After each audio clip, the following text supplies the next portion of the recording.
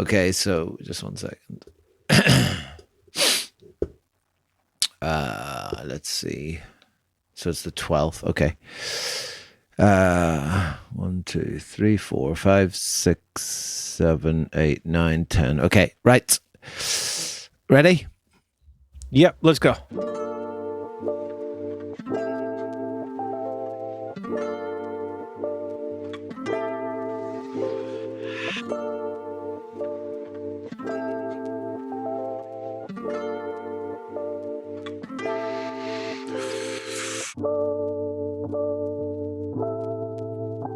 Okay, welcome to episode 98 of the Tokyo Jazz Joints podcast. James, a new day, another $1 or something like that.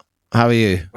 Spent a hell of a lot of dollars today, but no, I'm good, man. It's been a great Saturday. Yeah, I was me and my daughter were hanging out. We did some DIY, took apart a desk, put up our Christmas tree, went out and had some lunch. Feel like I've been a very accomplished person and now ready to crack a few beers and talk some jazz. So yeah, if only every Saturday could be so much fun, Philip. Indeed. Well, mine's just beginning, and I should say that I'm wearing a jumper, which I know would really, really irritate you. Well, first of all, the word jumper itself already irritates me. I might just pop you on. I might just pop you on video there, just so you can see it. Let's keep it at sweater for international. Oh my god, yeah. I mean, it looks like you're wearing a sweater of yellow Slimers from Ghostbusters. It's the only way I could describe it to people. That's actually not a bad description. For those more sartorially versed, it's a sweater from Lizzie Oaf. So, and you can see a little snippet of it on the Instagram feed when this episode goes live.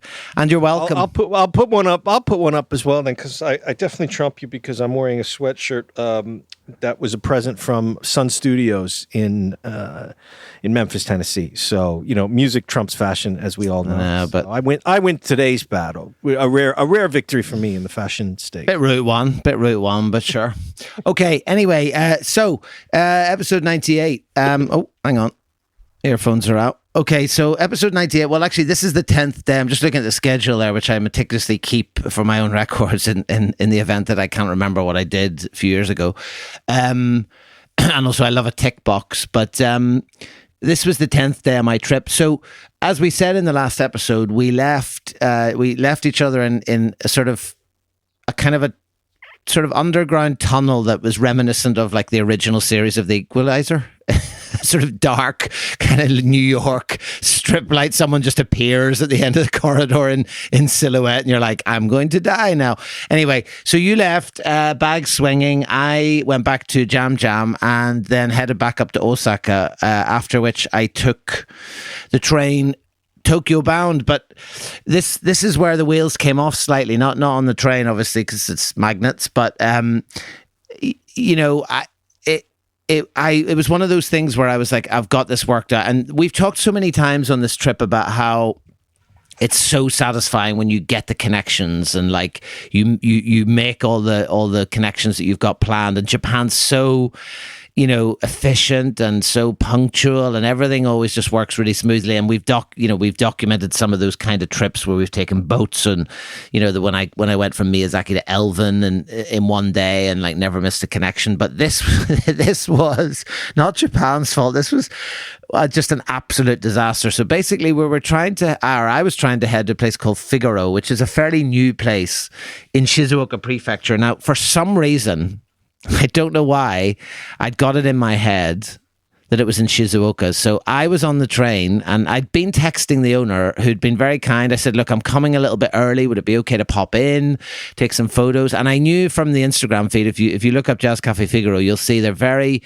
very customer friendly. They're always posting customer of the day and it's all very, outward looking. But halfway on the way to Shizuoka, I realized that if I got off at Shizuoka station, which is what I thought I was going to do, it was like another hour and a half to get to this place because I'd completely got the wrong location. So then I had the awful, really awkward sort of like situation, particularly in Japan, where I had to then message the guy and say, I'm so sorry. You know how I asked you to come in a little bit early and I would come and take some photos? Well, actually, I'm not coming at all now because I can't read a map.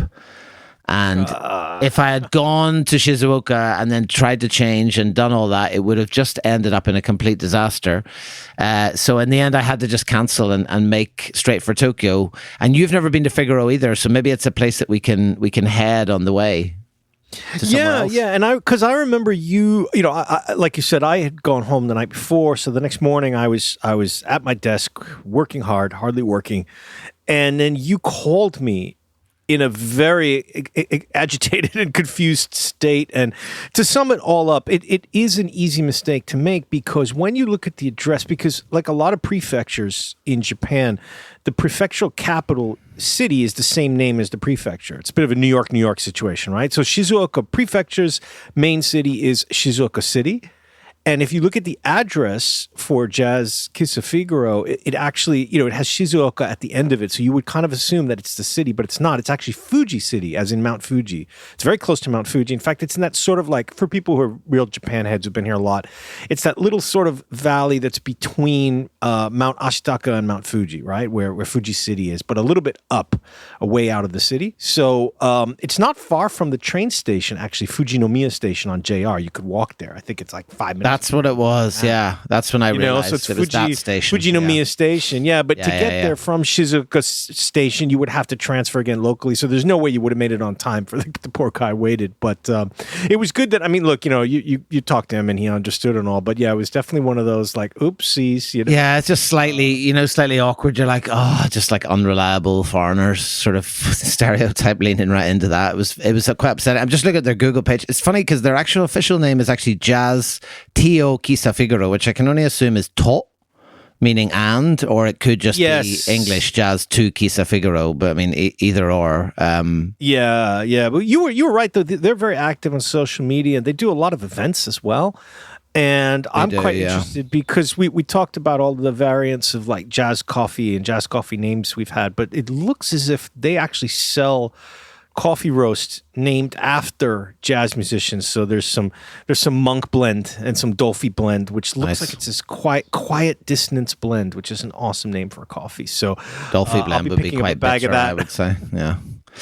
Bill Evans would be light and forgettable. We love Bill Evans. So 4.9 rating on Google Maps though.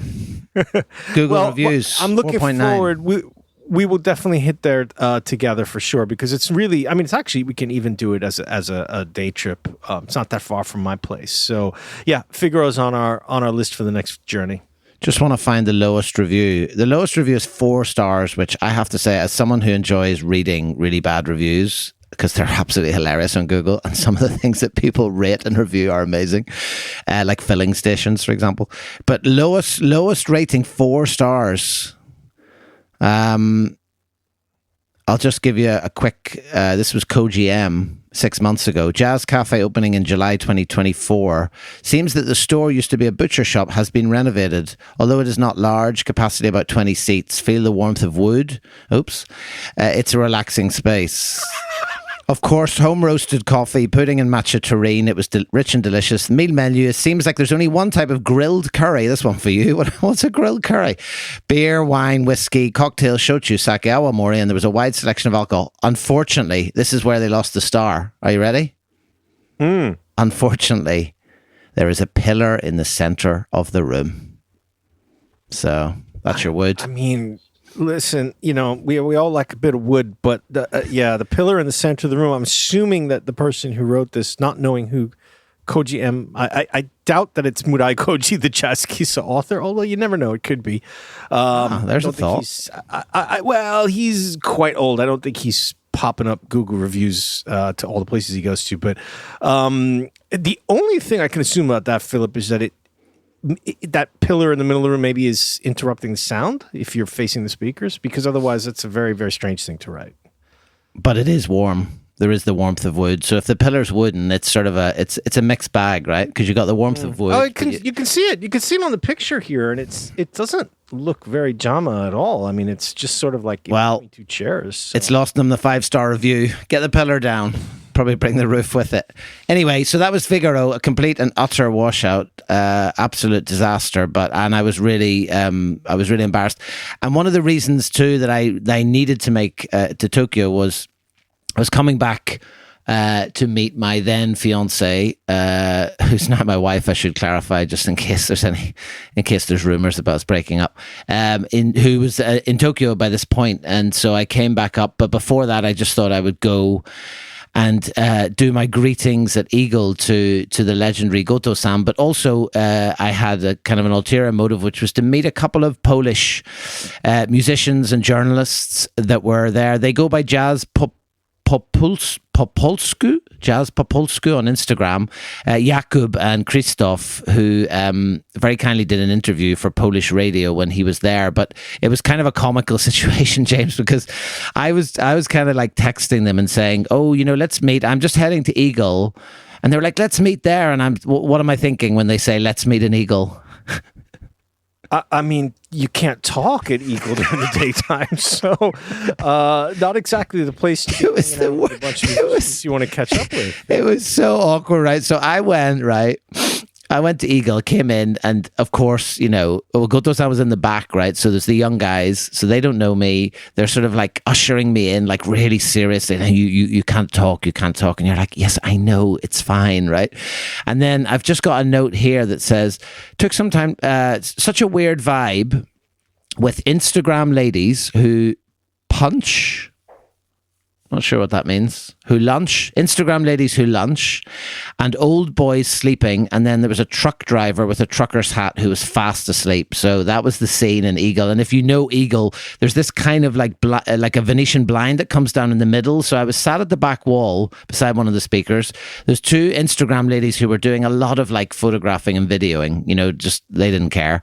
And then there's two old boys sleeping. And this truck driver came in with like a trucker's hat. And he was just fast asleep. And then, of course, we had ended up agreeing to meet in Eagle. So these two Polish guys arrived. So they were ushered in, and I kind of waved over to say, like, I'm over here. But they were set down on the table beside me. So then I basically had to type on my phone, "Hi, so nice to meet you. I know this is really awkward, but like we can't really talk in here. So do you want to just order a coffee, enjoy some music, and then we'll chat outside?"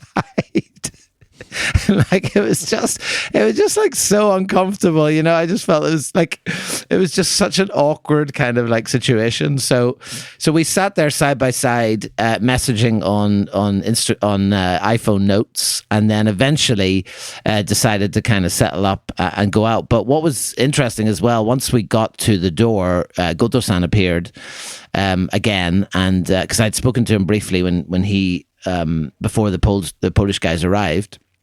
But he came and he was just like, he's one of those guys, right, who looks like he's always cross, but when you chat to him, he's just the smiliest man, right?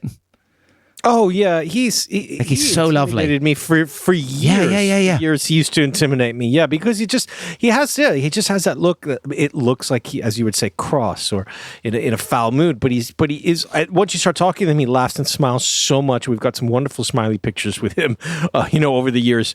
And but that also, because it made me think as well. He's often not there at nighttime when I usually stop by Eagle. But I just would have thought, because the times that I've talked to him, like sort of right in the front by where the counter and the register is, or like friends of his who've been there, they'll stand and talk there really loud, like really loudly, like, to get over the music. So obviously, like that no talking rule is waived if it's just somebody that he knows, as the owner, understandably.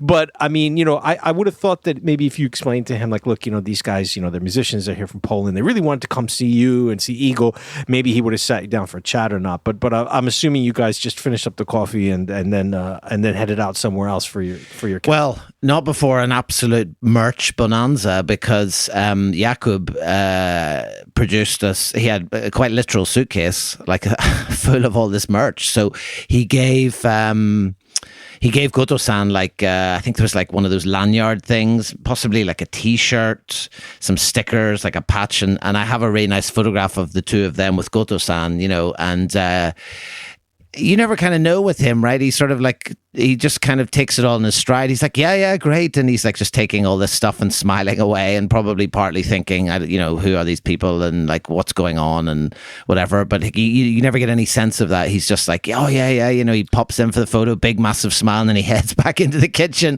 And we left and went to another cafe to do the interview.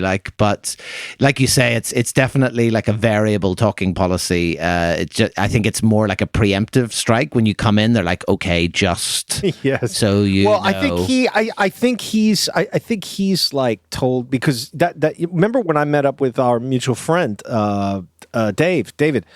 The first time I met him in person when you weren't here, and he was writing one of the articles about us for the Japan Times, and I forgot that the no talking policy lasted until 6. So it's quite a little similar thing where we came in and like the young people that worked there, the young guys that worked there are very, very aggressive about telling you that, probably because maybe a lot of Japanese, especially younger customers, aren't aware of it.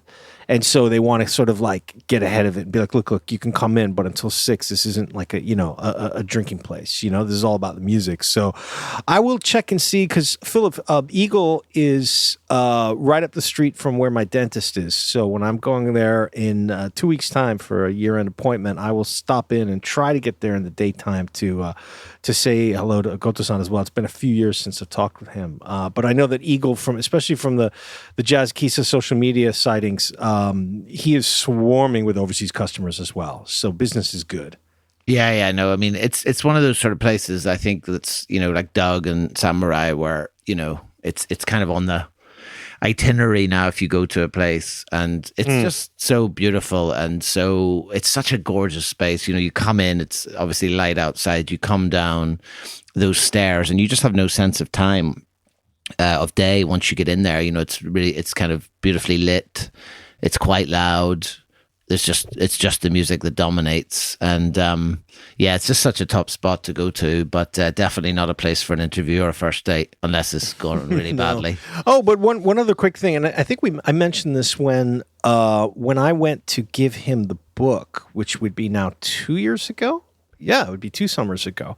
And just coincidentally, he had just published his book, which was his sort of like guidebook to modern jazz releases that he had played in the Kisa. And when I think he realized how shocked I was, and maybe we talked about it back at the time, but basically like he was one of these old school owners who only listened to his old vinyl. And so his collection would have stopped sometime around 1980, like a lot of Kisas, right? And then he got turned on to contemporary releases by one of his staff, and he got really into it. Yeah. So much so that he started buying what he could on vinyl and ended up writing a guidebook, basically like a jazz Kisa like customer who, targeted book, people who are stuck in the old days of jazz. Like, no, catch up on this stuff. So I was so thrilled that he did that, because it is kind of an outlier, but it just shows that, you can still open your ears up to the new generation of stuff coming out.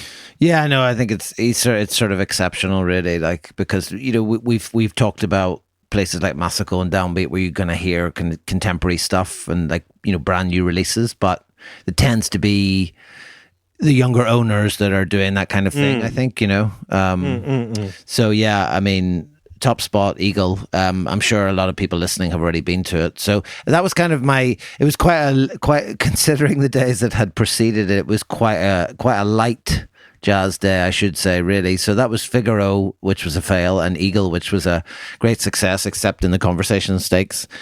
And that was kind of my 10th day done. I actually did some other kind of more social stuff with friends and with Julie as well. And then the main focus of this particular episode is going to be a place that we unfortunately haven't been to together. We've both been several times to this island, or this kind of collection of islands, which of course, I mean, being Japan, there's also jazz there, which is the wonderful subtropical paradise of Okinawa.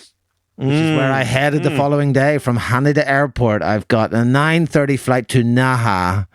And in my sights on that day was the just incredible Rose Room, which we've both been to, but not together. That's right. I first went to Rose Room about maybe 7 years ago. I think it was right after you had left. So maybe even more than that now, 8 years, right after you left Japan, went back to Ireland before COVID. And, look, for people who are listening, I know a lot of people have been to Okinawa. If you haven't been, it's the southernmost part of Japan. Only became part of Japan in the mid 1800s. It used to be an independent kingdom in between China and Japan. So the geographic location is really evident when you get there, looking at the architecture, looking at the food. Sadly, they don't speak their own language anymore. It was stolen from them when they became a colony of the Japanese, but they have their very own unique culture down there. And music is everywhere. Philip, when I went down the first time, it was because I was doing research to write an article on the live music scene. And what really shocked me was that, so you've got all of these like official sort of like live clubs for traditional Okinawan music. Rock music's really big there because of the impact from the army bases after the war. They even had like a reggae scene. But even outside the like so-called live clubs, if you just go into any random izakaya, there are people playing music. And it sort of reminds me of what an Irish person told me when I was in the west coast of Ireland in Galway, when I went to a pub and a group started playing and they were amazing. And I was like, oh, I'm so lucky that there was a gig tonight on my one night in a pub in Western Ireland. And they all just looked at me like I was a moron. They were like, well, this isn't a gig. We just play here. Like, we play here every weekend night. You know what I mean? It's just part of the local culture. That's what it reminded me of in Okinawa. Music everywhere. So it wasn't shocking as well when we discovered that there were some, old jazz kisa and the Rose Room was, it knocked me out for so many reasons. But first, we should say about the location, because the main drag in Naha is called Kokusaidori, International Street. And like a lot of main drags, you could really walk it in around 10 or 15 minutes and be like, okay, I'm not coming back here again. It's very international, shall we say. Yeah, it's fine. It's fine. But just a few minutes at the end of the road of Kokusaidori is the entrance to Makishi Market, which is like a huge covered market that extends through dozens and dozens of alleyways.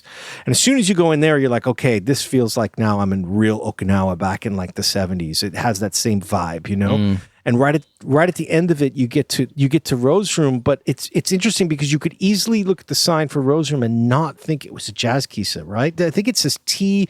What does it say? Just tea and coffee and antiques? Well, it's funny you should say that, actually, right? Because in actual fact, that was sort of my experience, because we hadn't really talked about it. And like you say, it's down, there's just all these beautiful covered streets that you could just wander for like hours and hours and hours. It says jazz and music, coffee and tea, but funny enough, I hadn't really clocked the sign. So it's from 1974. It's open from midday to 9 p.m. apparently, and then it has second floor jazz and music, first floor coffee and tea. But for some reason, I hadn't clocked that. So we came in, and your first sort of impression is quite smoky, right? And it's very much like a local cafe. There's a couple of locals in there smoking. It's quite dark, a bit dingy, absolutely cluttered like an antique shop. But it took me a while because I sat there for a bit and then I was like, I feel like there's a second floor. And then, of course, I clocked this sign saying inside saying second floor with just jazz. And then it was like a sort of Pandora's box, because I was like, can I just go upstairs? And of course, upstairs is really where the jazz kisa is, right? Yeah. I mean, it's just it's mind blowing. It was like, I can't believe this is up here, because the whole way up the stairs is decorated with pictures, posters, and really notably, probably the biggest collection of matchboxes I've seen on the wall. And then the whole room upstairs is just all jazz stuff. And it was only matchboxes and like an insane number of old magazines. I mean, as many as we've ever seen. And when you walk up those steps, I think I have a picture somewhere on my phone. I got to find it. But my memory is that the steps were exceedingly narrow and steep. It's even by jazz kisa, it's exceedingly narrow to get up there. Yeah. Like a couple of beers would have me going very slowly up there, but when you get up there, yeah, you're right. Like that's where sort of like the kisa vibe, the jazz kisa vibe is. He's got all these records, posters, old magazines, a couple framed album covers, and I think it was not the first time I went. It was maybe the second. And he didn't remember me, but I sort of explained it to him, and he was like, "Oh, okay. Well, we get a lot of international people here, but I'm glad you're here for the jazz." And so I went upstairs, and there was nobody up there, but there was a video playing on the TV, right? Oh, weird. So he had a video playing. Like maybe he had been up there or forgot about it. And he was like, "Oh, sorry, I'll turn this off." And when I saw what it was, I was like, "No, don't touch that," because it was a VHS copy of a program where the jazz, very heavy free jazz saxophonist Akira Sakata, had gone to Berlin in 1993. So after the wall comes down, and it was him meeting for the first time in 25 years some formerly East German jazz musicians who had made it to Japan like in the 60s, right? So they're having their reunion from when they met in the 60s in 1993 in Berlin, but I'm watching this in like 2018 on a video cassette, right? In the Rose Room. And it was just unbelievable because at one point, and the guys are all late middle age by that point, they all just start to play together at some small place in Germany. And I'm a real scrunkin' heavy free jazz gig, right? Yeah. And so I'm sitting there watching this video for it's like an hour and a half. I think I killed about 3 Orions like midday. So you can imagine it. I could change the entire plan the rest of the day. But that was my experience. I think the second time in Rose Room, all by myself, just watching this video and thinking like, this is an absolute treasure. What an unbelievable place. That's cool. Yeah, I didn't have the East German jazz video, but I did have the place entirely to myself. So then I texted Julie. I was like, "You got to come up here." And of course, you just walk up and you're like, "Whoa, oh, right, this is where it is." And yeah, we just sat there completely. Now, eventually, a young couple came in. I think it might have been Korean, who came and sort of sat off to the left from where we were sitting. But we more or less had the whole room to ourselves. And for me, it was a dream because I could just wander around and like take pictures at my leisure. And also then he came up and he was like, once he kind of clocked that I was there for a reason, he started bringing me, that thing where they start bringing magazines, people start bringing. Oh. So he brought me like Okinawa Jazz Roads. He brought me like all these things. And then he brought me like some other, he brought me like a PhD thesis that someone had written about jazz in Okinawa. Wow. Literally it was like 200 pages long in Japanese, and I was like, well, I'm not going to be reading that, but thank you, and so I had all this stuff piled up, so yeah, it was just an incredible place. I've also got a couple of notes here about I've got a which I can only assume is sarcastic. It says cleanest water yet. Oh. And I have a picture of the glass. Like I've never seen a glass. I'll just send it to you now. This is like the stuff of your nightmares. I'll send it to you. Well, there's a reason I drink the Orion straight from the bottle at most places, but yeah, that's... there you go. God. That's the bottom of the glass. Got that? Hold on, let me... Oh! Oh, no. It's like something you find in a science room at school, right? Oh, man. That would have made me queasy. Well, okay, listen, that, and Philip, even you would not order this to eat. Even you, who could pretty much stomach almost any jazz piece of food. I've just found the photos on the Google page for Rose Room. Of course, there's no website for this joint. Sugar. And so there's a lot of pictures of coffee and tea. Looks like there's like a little bolognese action, pasta set. And then there is a plate. And honestly, even just looking at the picture, I think I'm starting to feel a little ill. It looks like a pasta with a couple vegetables and tomato sauce, but on top of it is a square of half melted like American cheese, the kind of like square that you would unwrap from the plastic, to put on your sandwiches. And it's just it's just placed like right on top of the pasta with a little bit of pepper on top of it, but it's like not really melted. Who knows why anybody would have thought this was an appealing photograph to take, but it just, yet again, for the 8,000th time to all of our lovely listeners, you're there for the jazz and the coffee and the booze. Don't order anything to eat. Please don't. Well, yeah, I mean, at least have a look at what you're getting before you. if someone at the next table is ordered, I would check it out before ordering yourself. But yeah, we stayed for a good while. Actually, we had a bit of time, and it was just a lovely.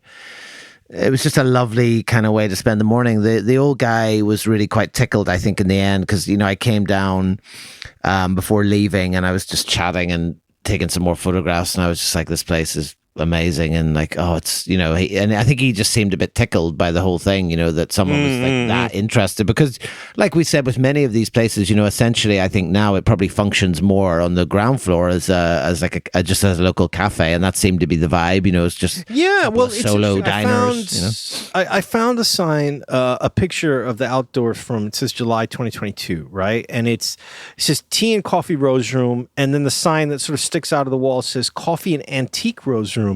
The only place that says jazz is on the front entrance door, where not very huge letters. So like I said, you could walk by there and immediately just think like, oh, this is just your local kisa for coffee or tea. And then when you walk in, and all of a sudden you're confronted with the history of Akira Sakata, and you're like, oh my God, this is wild, you know? Yeah. No, it's a lovely place. I remember being, because I think I ended up having several beers there, and then just sort of like losing the rest of the afternoon plan that I had because I loved it so much. And so I've been back, I've been to the Rose Room, I think 3 times. Yeah, three times on 3 separate trips to Okinawa. And I would hope that, that part of Naha City is still not exactly gentrified, way in the back of like Makishi Market area and those back streets.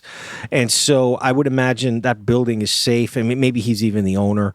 But he is pretty old. And, you know, as we've talked about endlessly, Philip, like, I mean, that building could just be gone in a day if they decide. Yeah, and I mean, the whole place is you know, if you haven't been to Okinawa, it's got that kind of like Southeast Asian feel, and there's a kind of I think there's like an impermanence to everything. It feels, you know, like there's a lot of buildings feel more kind of like shacky, woodeny, you know, it just has that kind of like island feel. So it's prone to certainly gentrification. It's certainly prone to earthquakes and things like that as well. So, but it's just a totally unique place. And sometimes you have to remind yourself that you're in Japan. Funny enough, this is a pub quiz trivia, because you were talking there about being a colony and so on. And I'm fairly sure, and because it's the year I was born, after World War II, up until 1974, Okinawan citizens had American citizenship. I mean, that makes sense, doesn't it? Because it was up until 70. It was 72, I think, not 74, when they reverted back. Oh, maybe it was 72 then. Yeah. Yeah, and you know, it's such a fascinating place for a cajillion reasons. But like I said, when I was down there doing that research for the article I wrote, and I was speaking to a guy named Bisakasu-san, who runs one of the Okinawan like major music labels over the years, releasing like the local folk music, and he has a shop. And we were speaking in Japanese. He didn't really speak English very well, but he kept saying, you know, he kept referring to Nihonjin, the Nihonjin, and I was like, I had to keep reminding myself, okay, I'm speaking Japanese to this guy, right? But he is very clearly telling me I'm Okinawan. Don't call me Japanese, you know? So it's, you know, in a like comparison, maybe a little similar to Hawaii, and Hawaii being its own kingdom with its own language and culture, being taken by the states, et cetera, you know. And you have those T-shirts, don't you? Because they're very, the islands are called Ryukyu Islands, so they have that. You see that a lot on T-shirts, like the kind of it's like we're Ryukyu Islanders, and then they also have that other. Is it what is it? Uchina is the name of the local language. Yes, that's it. Yeah. So you get that a lot on T-shirts as well. Yeah, you're right. It was 72, but it's funny talking about the language as well, because the next place that we're going to go is another island, actually. So I flew the following day from Naha to an island called Ishigaki. And I was going to another island, which is about 15 minutes by boat from Ishigaki, called Taketomi, to stay for a couple of nights. But I remember the first time I went to Ishigaki was 1998. And I went for Christmas. I went for Christmas early in your... Yeah. I went for Christmas with a friend, and I'll never forget it, because a lot of the time we hitchhiked around the islands. And when we were in Ishigaki, this guy stopped, and there was a couple of things. I mean, I hadn't been there that long, so my Japanese wasn't that good. And, you know, I mean, you say they lost their language, but it might as well have been another language. It was so impenetrable when him and his wife were talking.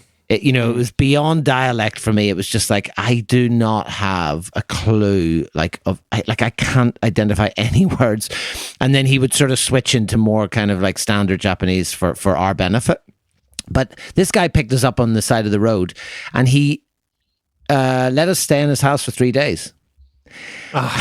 And every morning when we got up in the morning, he and his wife were both gone to work. And I will always remember it, because we would come down and the breakfast would be laid out on the table, and there was this little sign in English that said, "Please eating." And that's so sweet. It's wild, right? Absolutely wild. Look, man, I know it's a stupid cliche, but I mean, it's just, things are so different in the islands, man. And it's like, and you can't overstate how different Okinawa feels to the rest of Japan. I noticed it the second I landed at Naha Airport the first time I visited. And I just felt strange, because like, why is everybody smiling? What the fuck's going on? You know what I mean? And you're like, oh yeah, wait a second. They smile here, right? You're not in Tokyo anymore. You know what I mean?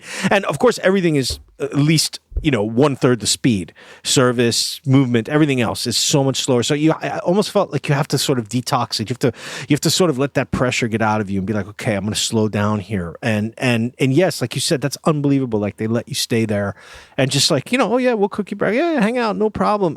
We should mention as well, like, Ishigaki is Okinawa is an island chain, and there's various little The main island is a little further up, but Ishigaki is basically as far south as you can get in Japan today. It's only 250 miles from Taiwan.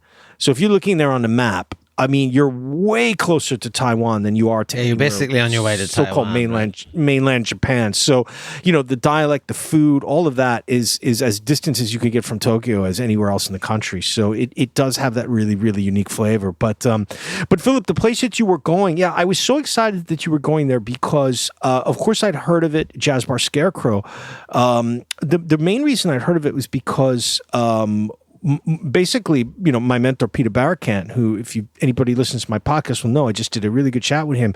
He had gone there for sort of like one of those, like, talk events where he'll basically do like a live radio show, and I'd heard that years back, but I didn't realize it was Jazz Bar Scarecrow. I thought it was just like a cafe that, like, they would play some music. So it had never actually been on my full, like, jazz to-go list to go down to Ishigaki. If I had in my previous trips to Okinawa, I would have gone, so it was a big, big sloppy miss by me. Another big sloppy miss by you, but yeah, I mean, after all that wood excitement, yes. Yeah. But yeah, I mean, this was there was a lot of jeopardy with this one. So like, I stayed the night in Naha. We flew to Ishigaki the next day, which is, a very short flight, 45, 50 minutes, whatever. But the plan was to go to Takitomi, because I thought at some point I need to have like just a couple of days of not doing, and I think that the next 2 days were the only two kind of non-jazz days. I don't see anything on the schedule. I did go to Lion in Shibuya, but that's not jazz. But yeah, so there'd been a lot of calling. So my good friend Kaori had very kindly called to kind of figure out what was going, because it wasn't really 100% clear. Because as you say, it's kind of like a nighttime place. But then there seemed to be mention online that they were also doing a lunch service. And again, it's down one of these kind of shopping streets that we talked about and tucked away. So basically But we also had a ferry to get to Takitomi. So there was a really kind of small, it was like a couple of hours window, essentially. So we got to Ishigaki, made our way down on the local bus to the kind of ferry port, the main area of the Ishigaki city, the main shopping area. And by this point, I had kind of secured the information. We got the intel that they would be open for lunch, and they were expecting me to come. And I was happy that when we got there, the sign was out. We went in, and very lovely young lady was serving. I think she was the daughter of the original of the master, I think. So it was a little bit unclear. I've got two names. Let me give you these names first. Let me give you these names. I've got memory, though, of calling there several times, and I think I spoke to her. So she must be the one running it, because I was checking hours for you as well. But go ahead. Yeah, well, she said... She meant Imamura Daido was the name she gave me, was the master, and I think the implication was it was her father who had taken it over, I think. She said her name was Mizuki Uchima, and I think she said her and her brother were kind of running it now. Yes, sorry. Master took over 25 years ago. So anyway, that's neither here nor there. It's down this, again, sort of very narrow, dark alley. It's got this beautifully made kind of wooden sign with a really stylized scarecrow in hiragana, jazz scarecrow. The jazz is in English. And you go down this alleyway and you turn into the right and you go down another step, and it's just this, I'd say, 8 to 10 seats around this counter, and the back of the behind the counter is just full of CDs and records, and then right along the bar is just this incredible collection of like Okinawan sake, kind of awamori Okinawan liquor bottles, and it's just, again, just an absolute haven. I mean, just this gorgeous little place tucked off this side street, hidden away, minimal number of seats, and they were doing this lunch service. And so I came in, we did our greetings. She said, I said, were you expecting me? She's like, oh, yes, your friend called, blah, blah, blah, blah, blah. Sat there, took some photos. We had this delicious curry lunch, you'd be pleased to hear. And it was actually a good one, right? I remember there were 2 separate messages about the curry lunch, so that's I definitely remember that. It was obviously a big hit. 2 separate messages. Yeah. No, I've seen some of the pictures. It does look. It was again that sort of islandy vibe you just get in some of these places, right? Like it wasn't goat curry, but it wasn't far off it. It was that kind of like thing. But then the mad thing was, I was like, where is the bathroom? And I was kind of like poking around, and there was this door that she had gone into, and I was like, what's behind that door? So I said, oh look, can I just take a look or whatever? So I opened this door up, and again, a sort of Alice in Wonderland moment. I opened up this door, and there's this entire practice room with a full speaker setup. Like, it basically looks almost like a recording studio. It's got all the kind of like egg box material on the roof, the soundproofing material. And it was all set up with like a big set of like Kisa speakers and instruments, and just tucked away in this kind of separate room. And it's not clear that there's a room there at all. It's just a door covered with posters. So you think it's just a storeroom. There's a full drum kit. There's like 3 or 4 guitars, all these amps and Kisa speakers all just set up in this room. Huge set of Altex. And I think it's used for, I presume, both like a rehearsal room and also potentially perhaps gigs as well. Again, additional collection of records and CDs, and a big picture of Mingus, frame picture of Mingus on the left-hand side. Well, that makes sense, because maybe that sign wasn't out. You mentioned the hanging sign, but I remember it because when I was looking it up, I was in love with the sign that they put out on the road. When they've got the opening hours, is Jazz Scarecrow. I've just made that connection. You're right, and it's got a silhouette. It's got a silhouette of Mingus. I think it's the one where he's wearing the very wide hat. I think. Yeah. The Carnegie Hall concert. Right. Photo. Okay, it's all coming together, like the one that she played in Jamaica. Yes. So that's a beautiful sign, which also includes the very lovely close 1 a.m. Little late, compared to some of the places we know. No charge. Smorking, okay. I love a smork. Always up for a good smork, and cash only. So all the hits that we would come to expect. All the big hits, greatest hits. It was. Again, going back to Figaro, it was the opposite of Figaro in terms of like, it just worked because, the flight was on time.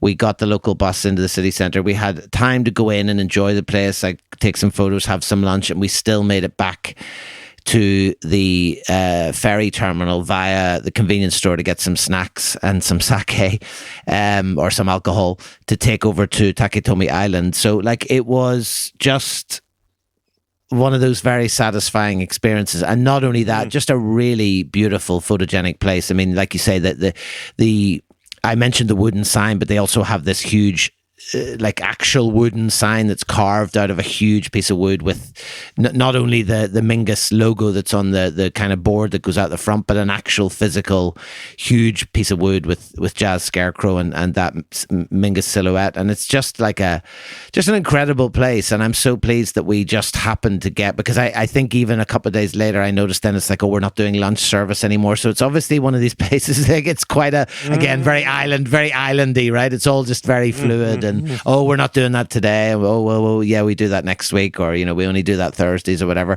Harder to get times and get precise information than it is somewhere like Tokyo. So that was Scarecrow, and an absolute dream to get to it. But not only that, it also means that finally Tokyo Jazz Joints had hit the 5 islands, the 5 main islands, which was always kind of a bit of a dream too, right? So, Hokkaido, Honshu, Kyushu, Shikoku, and last but not least, Okinawa. So yeah, what a way to finish that part of the trip. That's right. Yeah, because like you said, you had been years before, but it was before we started the project, and then I had gone on my own. So now, yes, that's I didn't even think about that. That's great. And also the cool thing being that, Scarecrow is confirmed as the southernmost jazz spot in Japan. So all we got to do now is hit up to Wakanai at the top of Hokkaido, and we'll have reached both extremities of north and south in Japan. But that's for 2026 for another day. Yes, another 26. Day. Yes. Anyway, so that was episode 98. We hope you enjoyed it. That means that the next episode, if my maths are correct, would be 99, which is one before 100. I don't know if your maths are correct, but your math sounds correct. Math, yes, sorry. I think 99 does come after 98. Yes, you just remember when you're wearing your sweater and feeling perturbed that your math is correct. Yes. Sorry, yeah, because I thought it was mathematics. That's why the S is on the end. But anyway, that means that we're heading towards episode 100, which, if you don't already know, is kind of the last in this particular series of episodes. We are going to come back in 2026 with a kind of a top 10, and we'll give you more details about the dates and things for that. So it's going to be an incredible achievement to reach 100. It's beautiful that it's going to be rounding off this kind of series of episodes in our favorite place, our spiritual home for the project, which is, of course, the one and only Pithecanthropus erectus. So we've got another episode, and then we'll finish off this little part of our journey with episode 100. But James, in the meantime, have yourself a lovely couple of weeks. Don't spend too many dollars. I'm going to go and in honor of Scarecrow, I'm going to put on some Mingus, pour myself a Bushmills, and just enjoy a nice Saturday evening with some good tunes. Nice. I'll talk to you soon. Talk to you soon, bud. Bye-bye. Bye.